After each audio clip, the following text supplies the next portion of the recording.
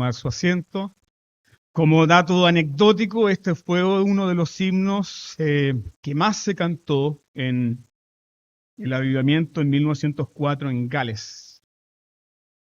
Muchas personas cantaban con mucho fervor, "Yo soy pecador", y caían al suelo por este convencimiento profundo de ser pecador y un convencimiento profundo de ver la gracia de Dios, y no dejaban de anunciarlo. Hay muchos testimonios. Por ejemplo, algunos hombres gritando, "El infierno es demasiado bueno para mí, Señor", porque estaban convencidos de su naturaleza pecaminosa. Continuando con nuestra serie de Primera de Juan, justamente que fue pausada por el bautismo de León. Y claro, no iba a predicar de este texto en el día del bautismo porque no es un texto apropiado. Pero el pasaje en el cual vamos a estar meditando se encuentra en Primera de Juan, capítulo 2, verso 18.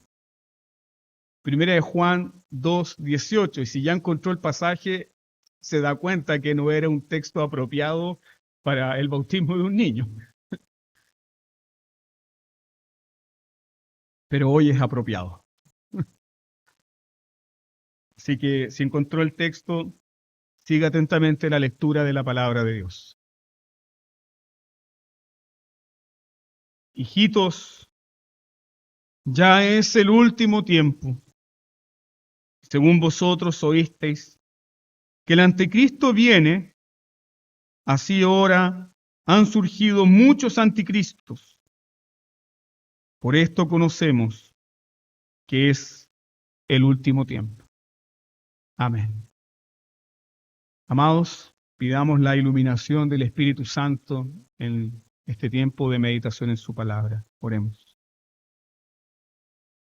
Padre, estamos tan agradecidos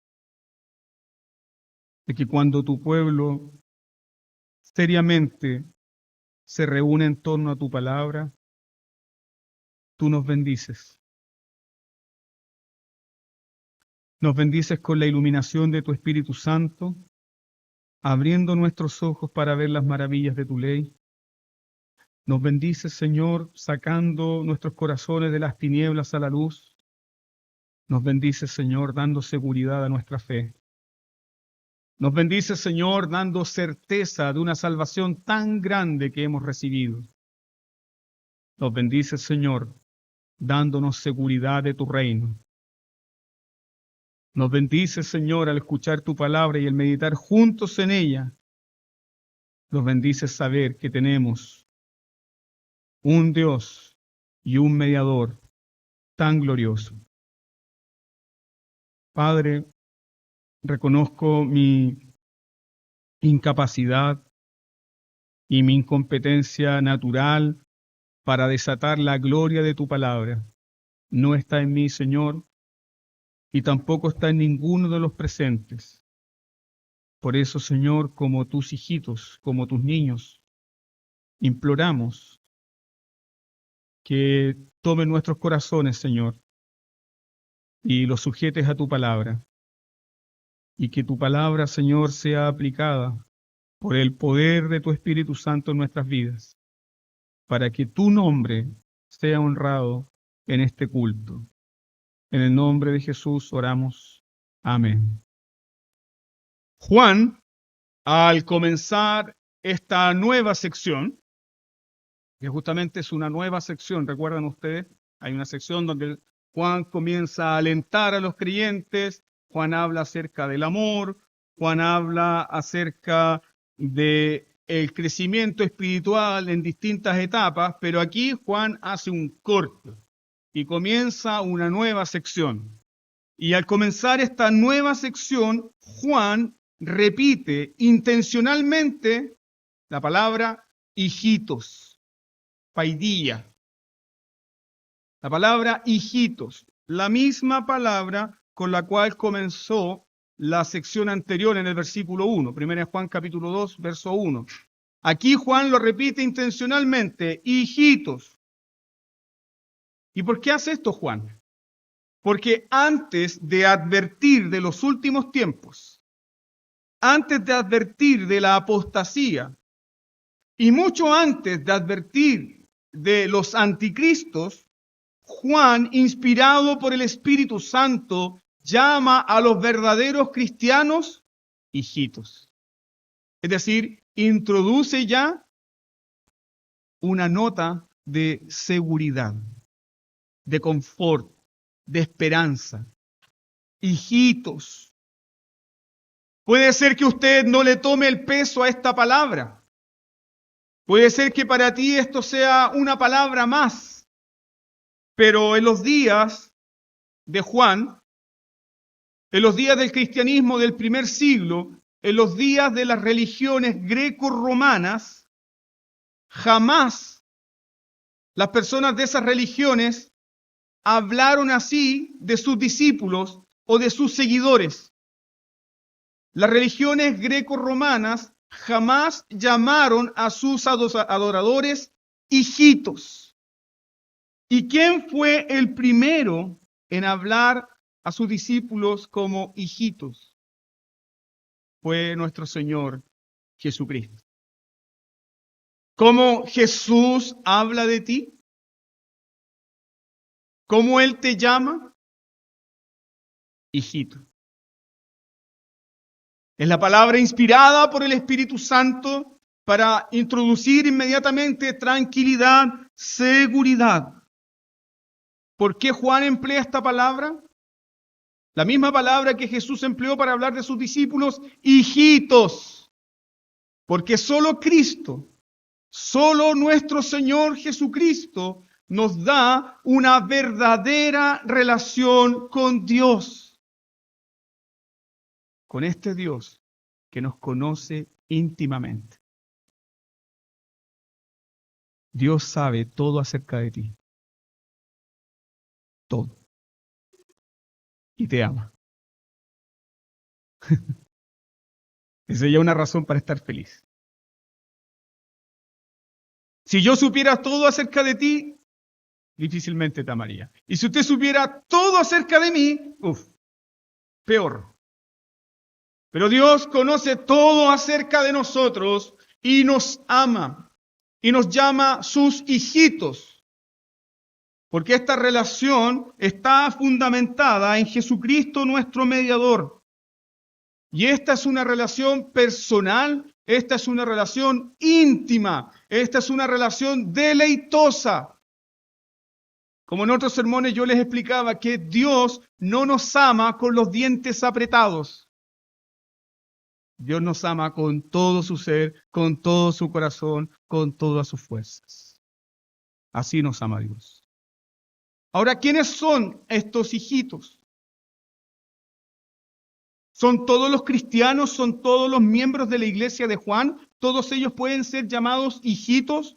No. La Biblia habla claramente para nosotros los cristianos que debemos hacer siempre la distinción entre la iglesia visible y la iglesia invisible. Esta es la iglesia visible. Y en la iglesia visible hay creyentes y no creyentes.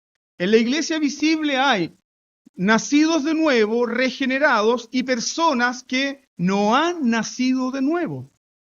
En la iglesia visible hay falsos maestros, falsos cristianos, engañadores y, por cierto, muchas falsas iglesias.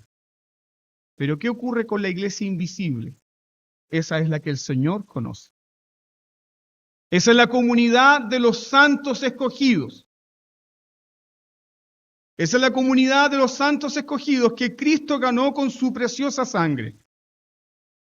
Y esa es una advertencia para nosotros. Quizá tu nombre esté en la nómina de la lista de membresía de la iglesia local, pero si no has nacido de nuevo, tu nombre no está en el libro de la vida. Pero si has nacido de nuevo, puedes estar seguro de que tu nombre ha sido escrito en el libro del Cordero de Dios desde antes de la fundación del mundo. Hay seguridad. Y ya sabemos que Juan tiene un estilo particular de dar seguridad. Juan no da un consuelo barato. Juan hace que sus lectores piensen, reflexionen. Y vimos también que la forma de Juan entregar este consuelo es una especie de argumentación circular. Es decir, va repitiendo una y otra vez sus argumentos. Entonces revisemos acá, desde el versículo 19 hasta el versículo 23, ¿quiénes son estos hijitos? Número 1, según el versículo 19, estos hijitos permanecen en la fe. Es decir, las personas que perseveran y permanecen en la fe pueden decir, yo soy un hijito de Dios. Primera característica, los hijitos de Dios permanecen en la fe, versículo 19. Segunda característica gloriosa, los hijitos de Dios, según el versículo 20, ¿qué tienen? Tienen la unción del Santo. Tienen la unción del Santo.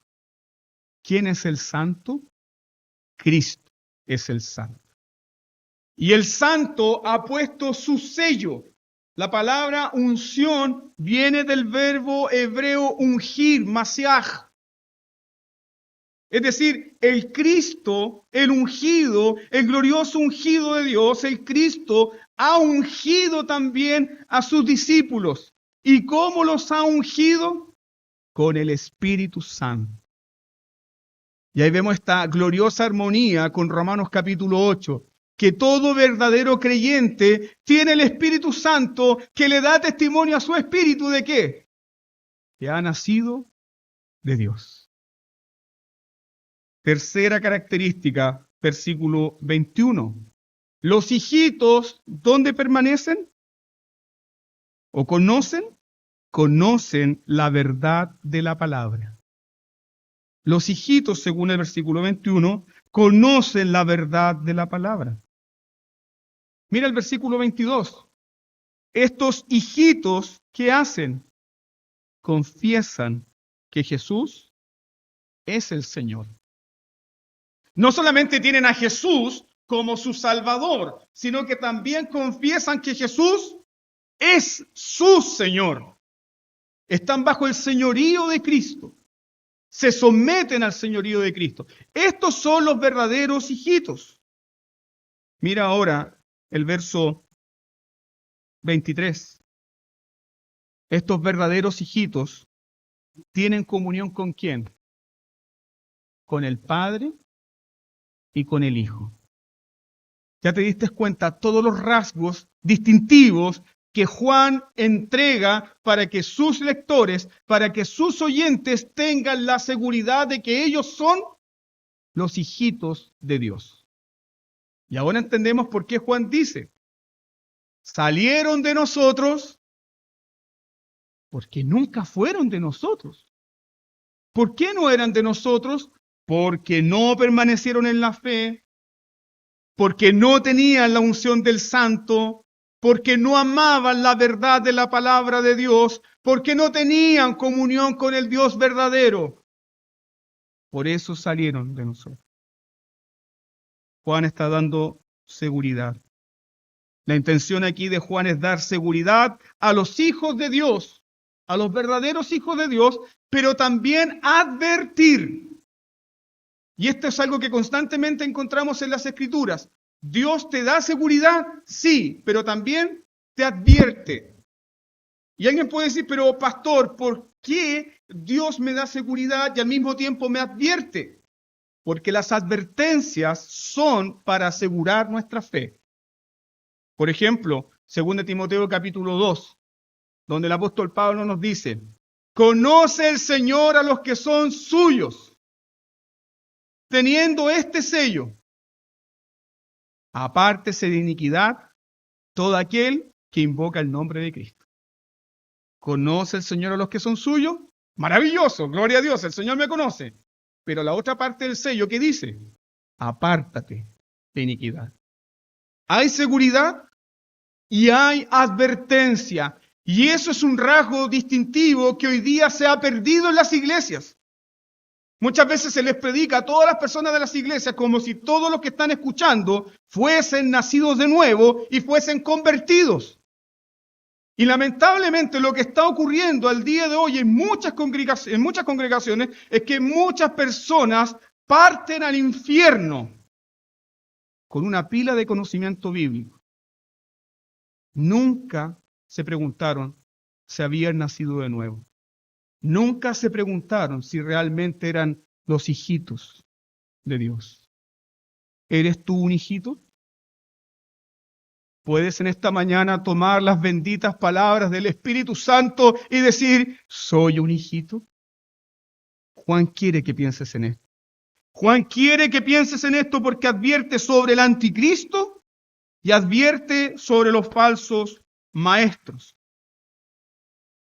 Como punto introductorio, la palabra anticristo se encuentra solamente en las epístolas de Juan. No aparece en el Apocalipsis y no aparece en otras epístolas. Solamente en las epístolas de Juan aparece la palabra anticristo. Mira por favor el versículo 24. Lo que habéis oído desde el principio permanezca en vosotros. Si los que habéis oído del principio permanecen en vosotros, también vosotros permaneceréis en él, y el Hijo y en el Padre. ¿Quién es el mentiroso? Sino el que niega que Jesús es el Cristo. Este es el anticristo, verso 22. Ahora en la misma epístola de Juan, primera de Juan, capítulo 4, verso 3. Y todo espíritu que no confiesa que Jesucristo ha venido en carne no es de Dios. Y este es el espíritu del anticristo, el cual vosotros habéis oído que viene y que ahora ya está en el mundo. Juan dice que la realidad del anticristo no es algo que va a venir al fin de los tiempos, sino que es una realidad que ya está operando. Y no lo vamos a creer, pero principalmente se manifiesta ¿dónde? Dentro de las iglesias. Es para primero, ¿no? Sí. Hay seguridad y hay advertencia. Así que aunque la palabra anticristo no se emplea en otros textos de la Biblia, el tema recorre las Escrituras. Puede encontrarlo en la forma de Daniel capítulo 7, puede encontrarlo en 2 Tesalonicenses capítulo 2, pero la realidad del anticristo era algo que las iglesias del primer siglo ya conocían. ¿Cómo podemos estar seguros de esto? Vuelve a mirar el verso 18.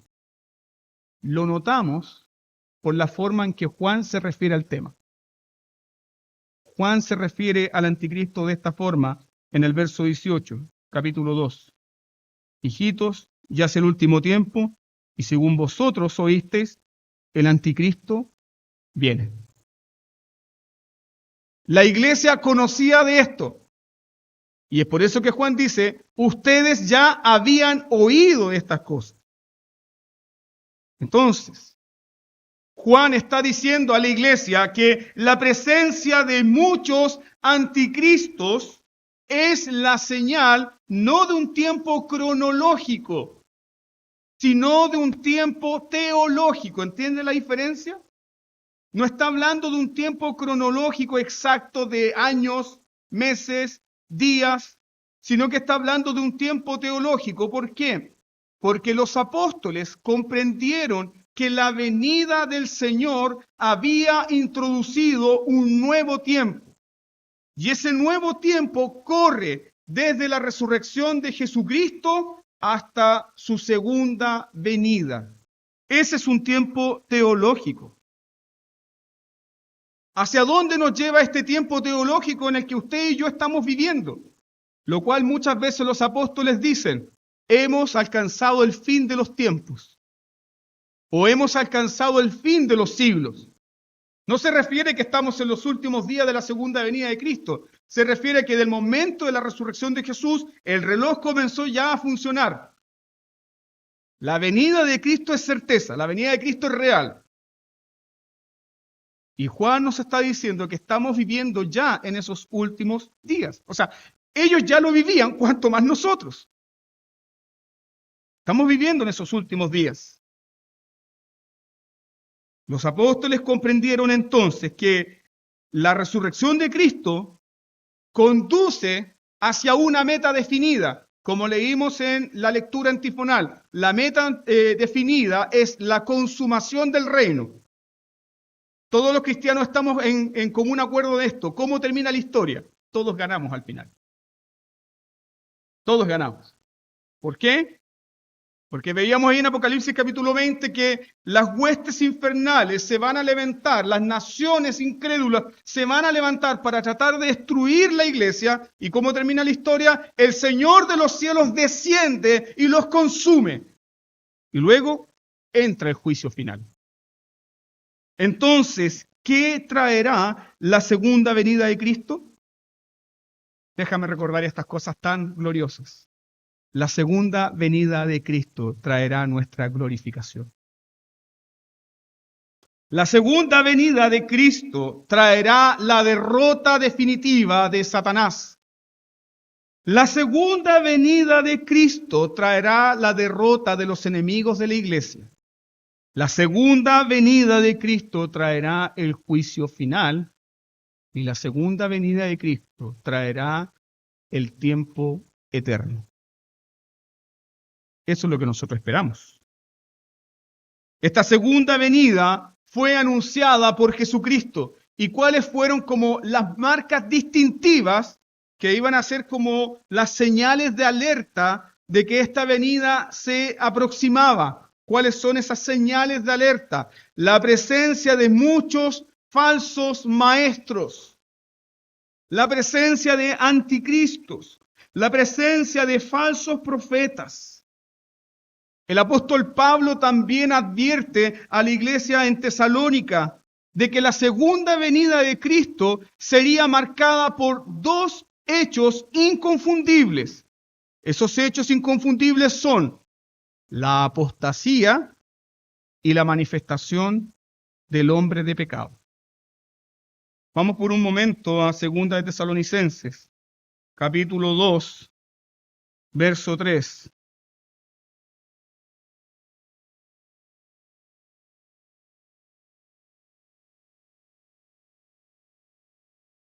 Observe lo que el texto de Dios dice ahí.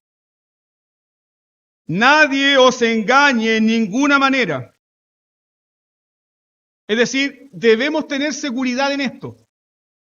Nadie les engañe en ninguna manera, porque no vendrá sin que antes venga la apostasía.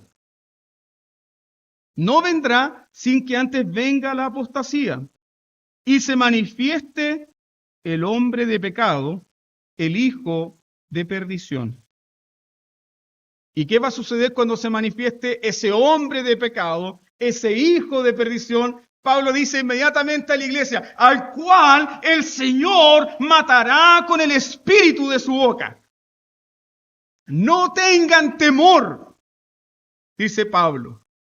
Ustedes no deben tener miedo ni de la apostasía, ni de la manifestación de este hombre de pecado que se levantará al fin de los tiempos.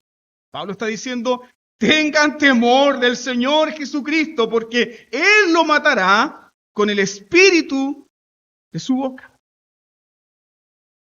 Entonces nuestra atención debe estar puesta no en el anticristo, no en los falsos profetas, no en los falsos creyentes, sino en un gran temor reverente hacia el Señor Jesucristo, quien es Señor y Rey de todo.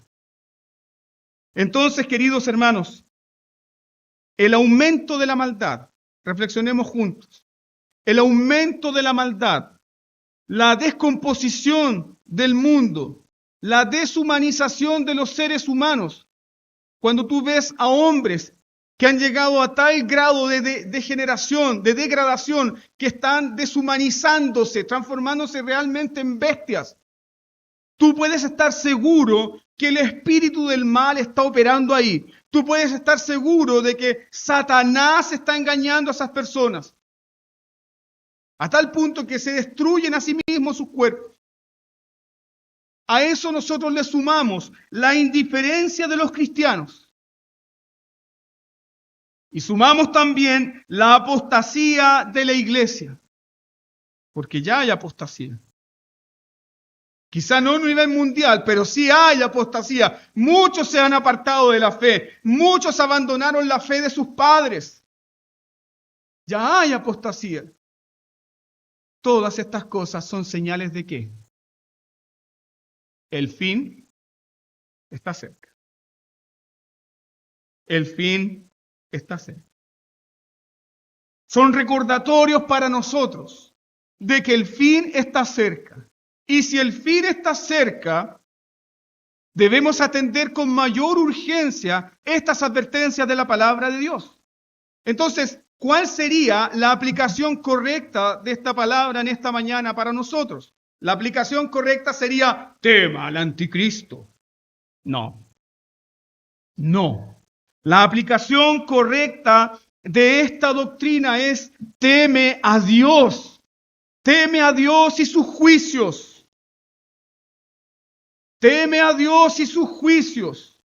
Teme a Dios, que es el Señor del universo. Y la aplicación correcta de esta enseñanza es, debo examinarme y preguntarme si realmente la vida de Cristo está en mí. Porque si la vida de Cristo no está en mí, querido, no tienes ningún refugio contra el engaño. Ninguno. No hay ningún refugio seguro para el engaño del mundo, el engaño del corazón del hombre y el engaño de Satanás fuera del Señor Jesucristo, quien es el camino, la verdad y la vida. Por eso la aplicación de esta doctrina es, teme a Dios y examina tu corazón. De lo contrario, ¿qué va a ocurrir? Va a ocurrir lo que sucedió en la iglesia de Juan. Muchos seguirán el consejo de los falsos maestros. Muchos seguirán la predicación de los falsos maestros. ¿Qué ocurrió? Mira por favor, 1 Juan capítulo 2, versículo 19. Vuelve al pasaje, por favor. 1 Juan 2, 19. Salieron de nosotros, pero no eran de nosotros. Porque si hubiesen sido de nosotros, habrían permanecido con nosotros. Pero salieron para que se manifestase que no todos son de nosotros.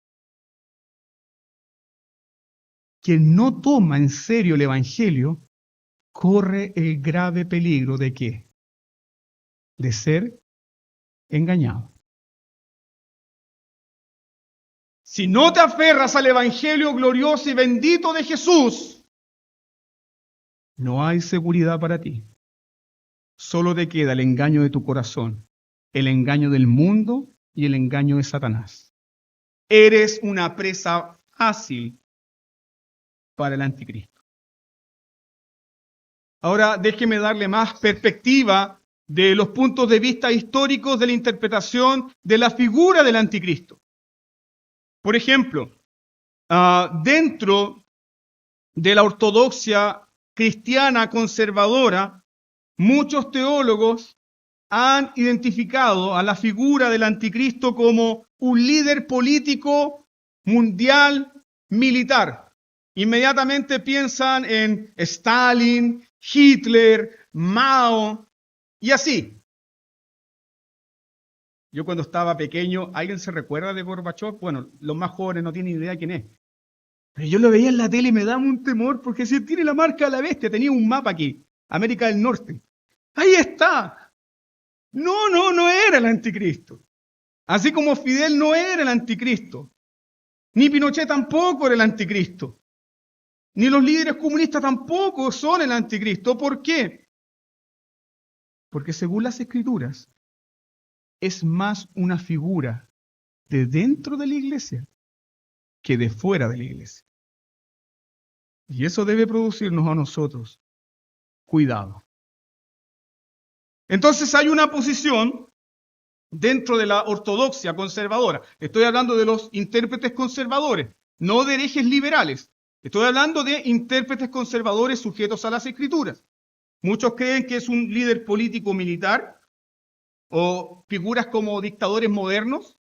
Otros creen que es un líder de la iglesia, pero que también representa a todos los falsos maestros o herejes que han surgido a través de la historia de la iglesia. Esa sería la segunda posición.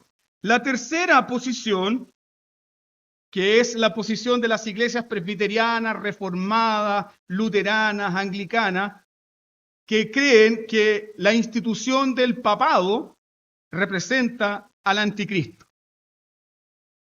Eso está en la Confesión de Fe de Westminster.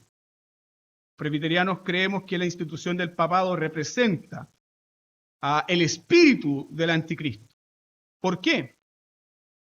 Porque se levanta con falsas enseñanzas, se levanta con falsas doctrinas, exalta el poder del hombre, promueve la herejía y también en un tiempo de la historia persiguió a los santos.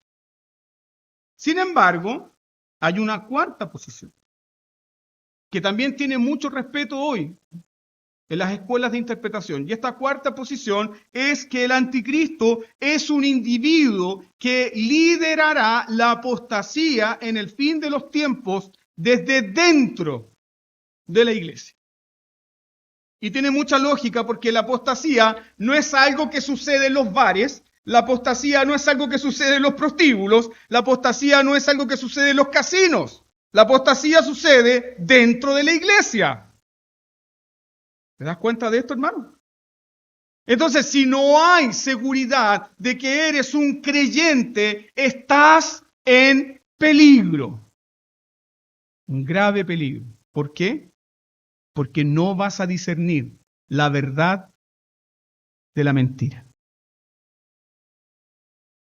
No lo vas a poder discernir. El significado de la palabra anticristo es muy importante también para nosotros, principalmente porque esta palabra anticristo está formada por dos palabras. La palabra Cristo, el ungido, y el prefijo anti, que puede significar dos cosas. La primera, alguien que está en contra de Cristo y su iglesia, pero también alguien que se presenta como un sustituto. Y ahí es mucho más peligroso. Un sustituto del verdadero Cristo. Y ahí tiene mucho sentido esta advertencia para nosotros, porque el hermano, la persona que no está caminando con el verdadero Cristo, su corazón va a levantar sustitutos. Y va a creer a esos sustitutos. Y va a seguir a esos sustitutos de Cristo el Salvador. Pero son falsos Cristos. Son falsos Cristos. Mira el versículo 18 nuevamente. En el contexto donde Juan habla del anticristo, los anticristos no son identificados como paganos incrédulos. ¿Qué ve en la Biblia? Los anticristos son identificados como los incrédulos, como los paganos, como los enemigos de la iglesia. No. Son identificados como aquellos que por un tiempo estuvieron dentro de la iglesia. Yo creo que es sano preguntarnos, ¿seré yo uno de estos anticristos? No perdemos nuestra asistencia al culto si nos hacemos esa sana pregunta. Señor, ¿estaré yo en medio de ese grupo? Puede ser que para ti esta pregunta no sea adecuada, pero es la misma pregunta que hicieron sus discípulos en la noche de la cena pascual, cuando Jesús dijo, uno de ustedes me va a engañar. Y todos dijeron, seré yo, Señor. Seré yo, Señor. Si soy yo, Señor, hazme entender, hazme saber que soy yo. Pero el hombre que le iba a entregar, en ningún momento preguntó. selló su traición comiendo del mismo plato con el Señor Jesucristo. Puedes preguntarte, ¿estaré en el grupo de estos falsos creyentes? ¿Estaré yo en el grupo de estos falsos maestros? Líbrame, Señor. Líbrame, Señor. Líbranos, Señor. Los anticristos no son reconocidos por Juan como figuras de fuera de la iglesia, sino como figuras que están dentro de la iglesia. Entonces, eso llama tu atención en esta mañana a esta verdad, que debemos estar conscientes, muy conscientes, de que el espíritu del anticristo, ¿dónde se puede manifestar? Dentro de una congregación, dentro de una denominación, dentro, en la propia iglesia. Mira por favor, 1 Juan, capítulo 4, verso 1 al 2. ¿Cuál es la advertencia que da Juan ahí para mantener corazones sanos y una fe sana? No creáis a todo espíritu. Ah, qué lindo lo que está diciendo el pastor. ¿Qué te va a hacer la iglesia? Comprobar lo que se está diciendo con las escrituras. Comprobar lo que se está enseñando con las sagradas escrituras. No creáis a todo espíritu, sino probad los espíritus si son de Dios. ¿Y cómo vamos a ver si estos espíritus que están hablando son de Dios? Juan dice, en esto conoced el Espíritu de Dios. Todo espíritu que confiesa que Jesucristo es venido en carne es de Dios. Todo espíritu que confiesa que Jesucristo ha venido en carne, es decir, que la venida del Señor Jesucristo, su evangelio es real, su muerte es real, su resurrección es real, su ascensión a su trono es real, esa predicación es de Dios. Pero si no están esos puntos distintivos, cuidado, dice Juan. Prueba esos espíritus, pruébalos. Cuando Juan escribe que han venido muchos anticristos, no está diciendo que la figura central del anticristo que se levantará antes de la segunda venida del Señor ya se ha manifestado. Lo que nos está diciendo Juan es lo siguiente. Juan nos está diciendo que el espíritu que caracterizará al anticristo final ya está obrando ¿dónde?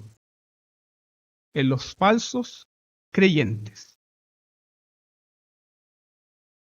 Ese espíritu ya está obrando en los falsos creyentes y estaba obrando, queridos hermanos, en los creyentes de la iglesia de Juan. ¿Y cuál fue la muestra de eso? Que estas personas se marcharon de la iglesia siguiendo herejías destructoras. Estas personas de pronto que habían confesado que Jesús era el Señor, ahora estaban enseñando, predicando de que Jesús nunca vino en carne, estaban negando su encarnación. ¿Puede comprenderlo entonces? La advertencia, ¿cuál es? Prueba los espíritus.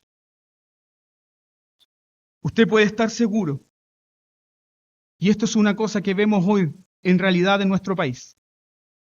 Tú puedes estar seguro que el espíritu del anticristo ya está operando en muchas iglesias. ¿Cuál sería la señal?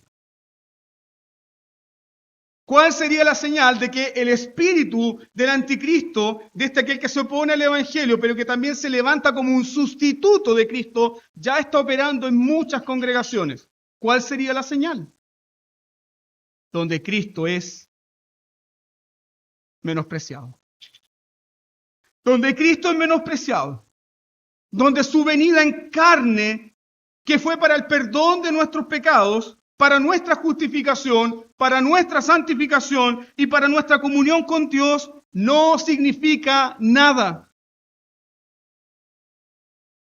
Recuerde esto, que creyentes falsos, falsos maestros,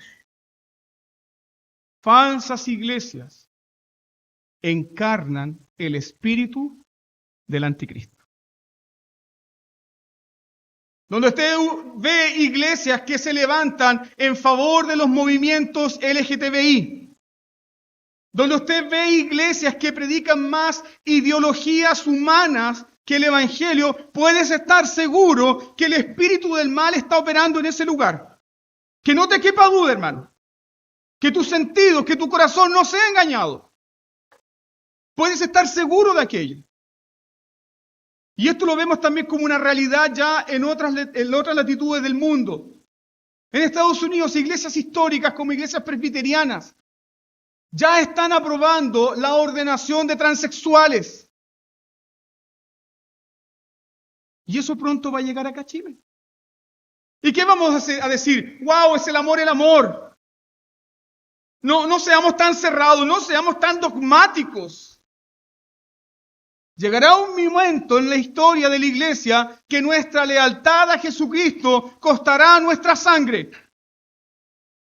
Y solamente aquellos que han muerto al mundo, a su carne, al pecado, a Satanás, y que están vivos para Dios, podrán sellar su fe con ese testimonio.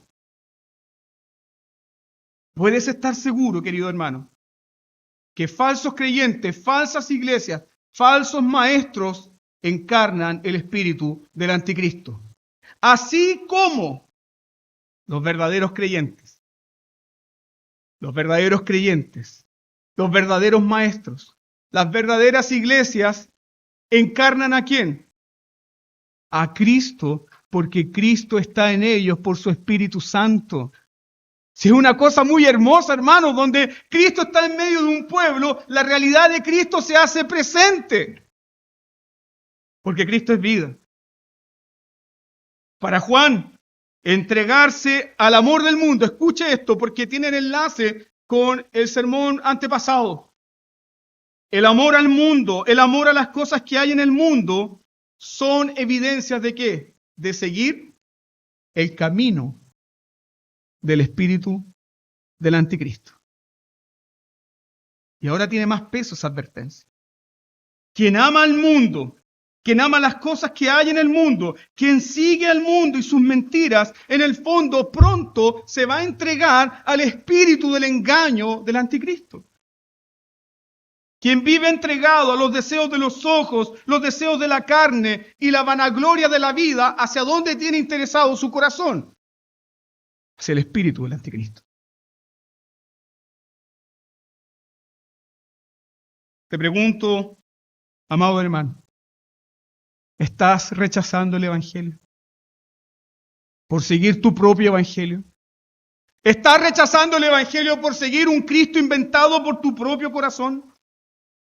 ¿Estás rechazando el verdadero evangelio creyendo en un Cristo que te salva, pero al cual no reconoces como Señor de tu vida?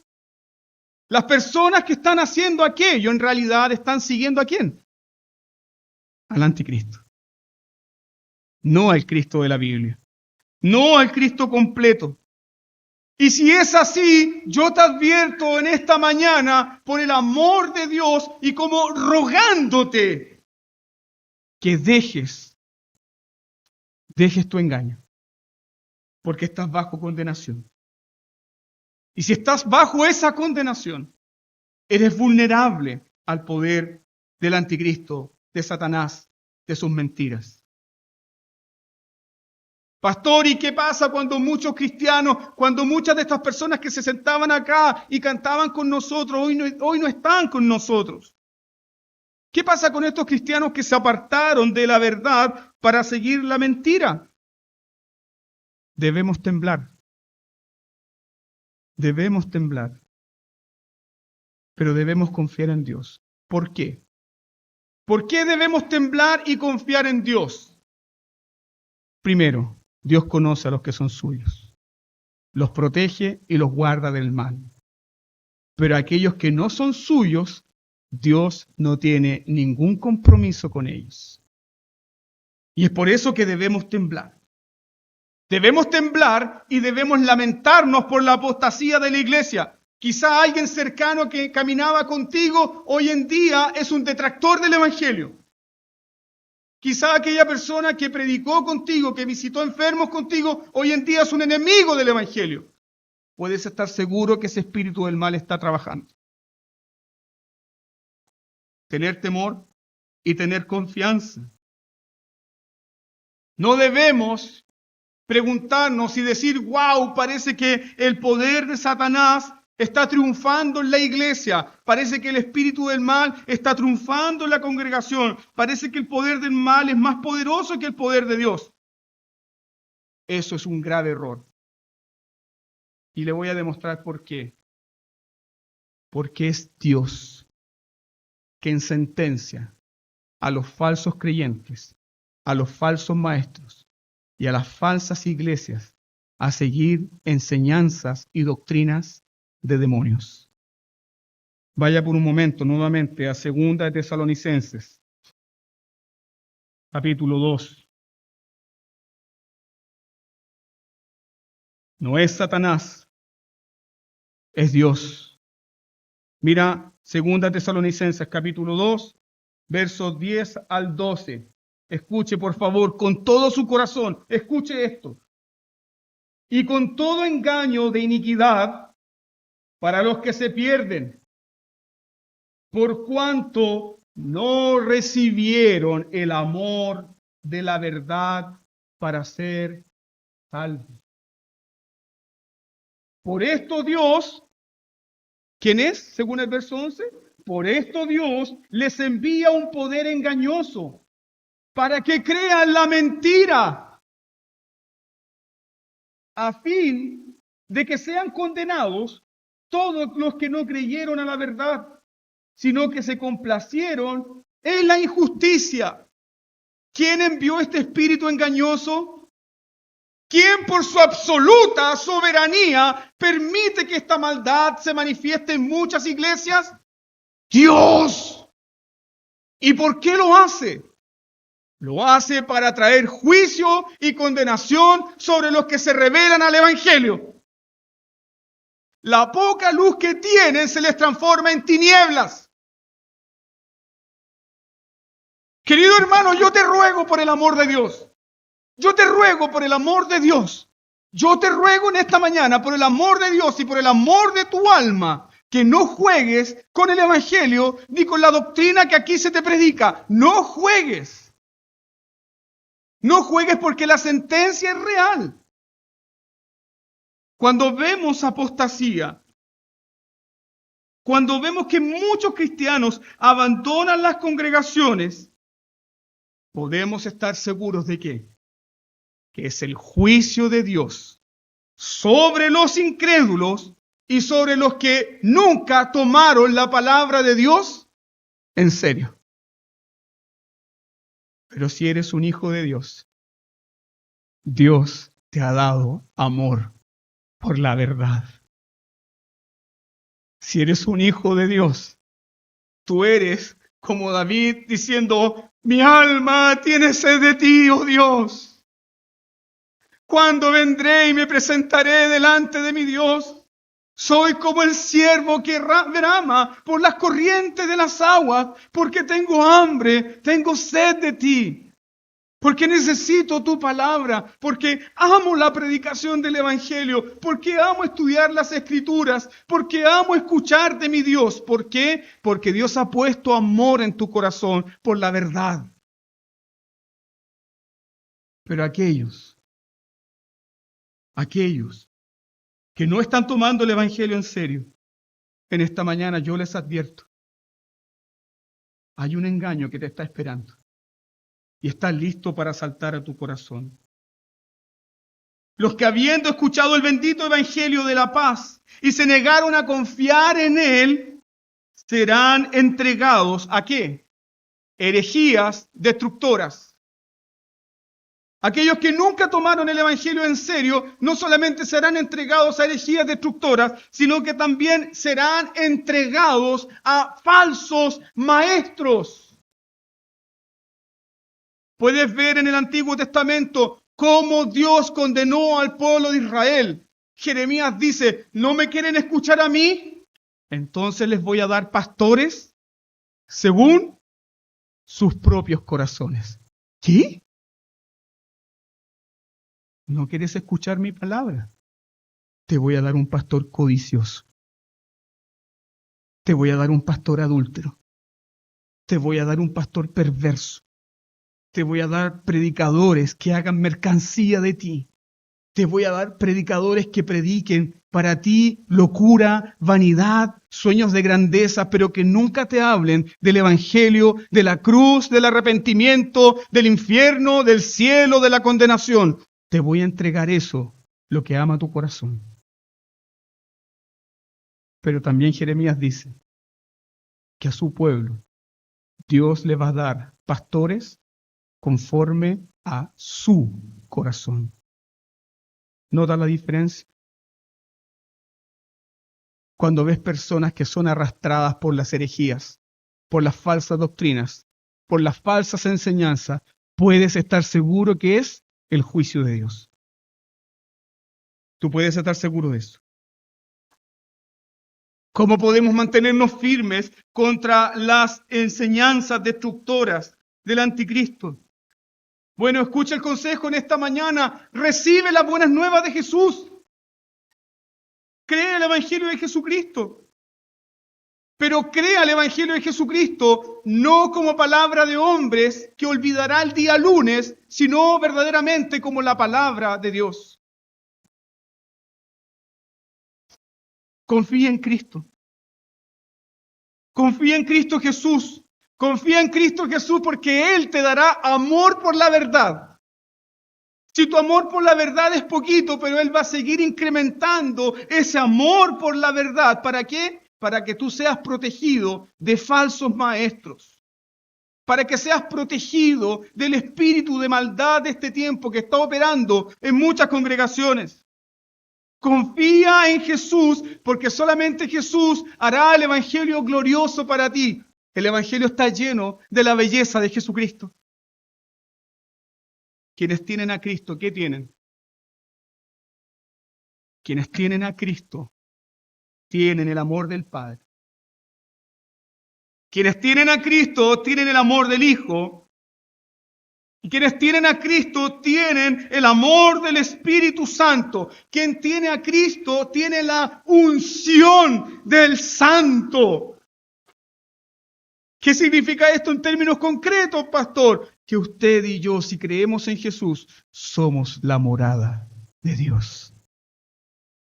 Y donde está la presencia de Dios, Juan dice, el maligno no le toca. Alabado sea Dios. Hay seguridad, hay confianza. Sin el amor de Dios, la palabra de Dios y todas estas advertencias no tendrán ningún sentido para ti. ¿Por qué? Porque es una cuestión de amor, hermanos. Los hombres no rechazan el Evangelio y la palabra de Dios por un asunto intelectual. Rechazan la palabra de Dios porque no aman a Dios. No lo aman. No quieren oír su voz. ¿Qué aman los hombres rebeldes?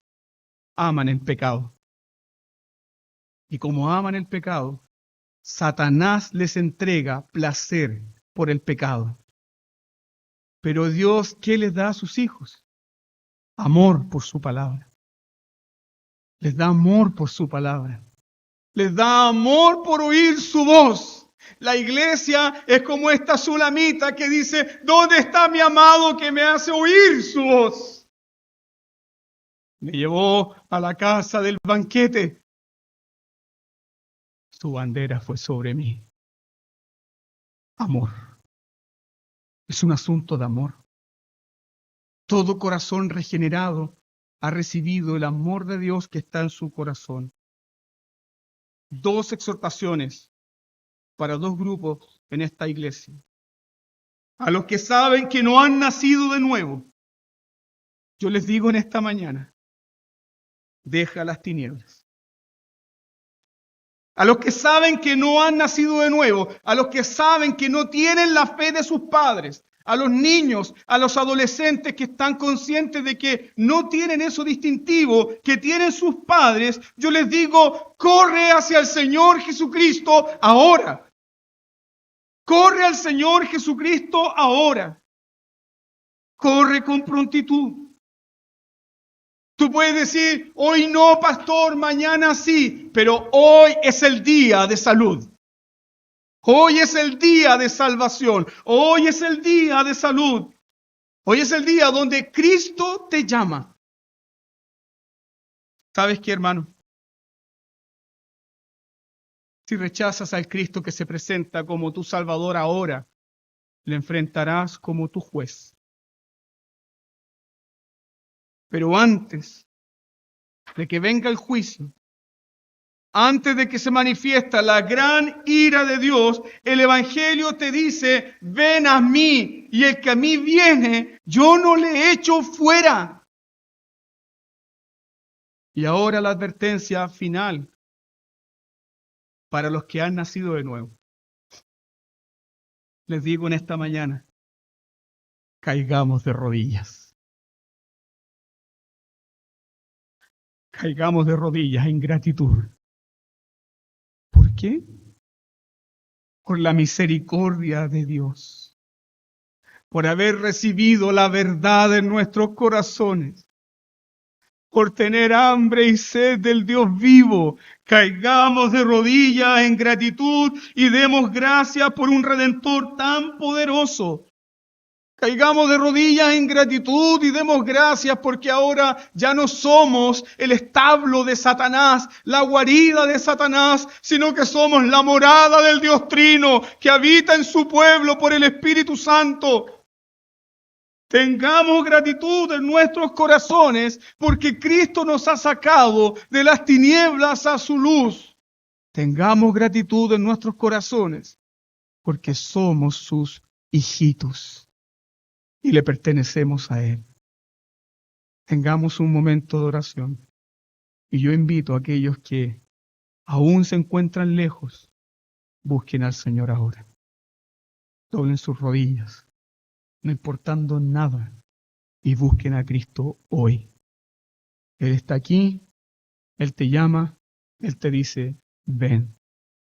Y aquellos que hemos tenido certeza, inclinemos nuestros rostros con agradecimiento y fervor. Oremos, hermanos. Y si tiene el deseo de arrodillarse, hágalo, porque está en la presencia de su Dios.